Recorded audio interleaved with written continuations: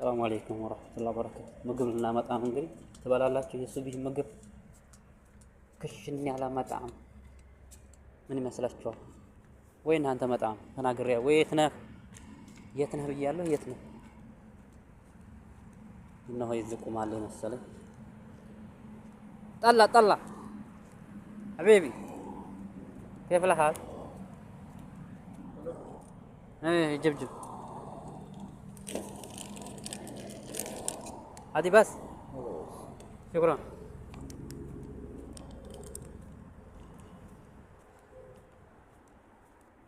يعني مثلا የኔ መኪና ነው የማዱሚው የኔ ነው የምታዩት።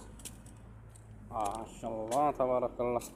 እቺን እንግዲህ ቀጭ እናደርጋለን። አበቃ ነው እንዴ?